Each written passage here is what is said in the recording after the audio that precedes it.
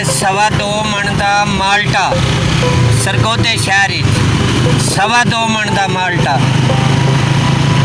ਅੱਜ ਅਸੀਂ ਤੁਹਾਨੂੰ ਦਿਖਾਵਾਂਗੇ यूनिवर्सिटी रोड सरगोधे ते यूनिवर्सिटी रोड सरगोधा में 2.25 मण का माल्टा एडा वड्डा माल्टा अज असी तुहानू दिखावांगे। आज साडे नाल असी माल्टा वेखण जा रहे हैं कि 2.25 मण का माल्टा कित्थों आया ते किवें बनिया। अज असी तुहानू 2.25 मण का माल्टा दिखा रहे हैं भाई। ओ देखो सामने माल्टा नज़र आ रहा है, वो देखो सामने माल्टा नज़र आ रहा है। 2.25 मण का माल्टा 2.25 मण का माल्टा ए देखो 2.25 मण का माल्टा ए देखो।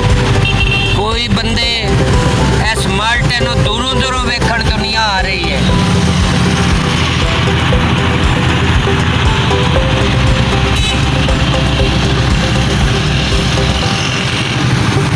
इस माल्टे नूं दूरों दूरों दुनिया वेखण आ रही है। कोई घोड़ियां ते बह के आ रहा है, कोई खोतियां ते बह के आ रहा है, कोई खोता रेड़ी ते बह के आ रहा है। दूरों दूरों वेखण आ रहे ने इस माल्टे नूं। ए भाई माल्टा वेखो, कोई कारां ते बह के आ रहा है, कोई मोटरसाइकिलों ते बह के आ रहा है, कोई रक्शियां ते बह के आ रहा है इस माल्टे नूं वेखण वास्ते।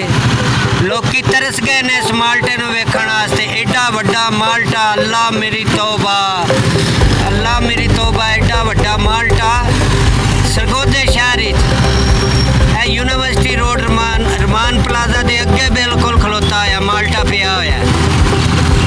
ए वेखो, कोई कारां ते बह के आ रहा है, कोई पजारों ते बह के आ रहा है,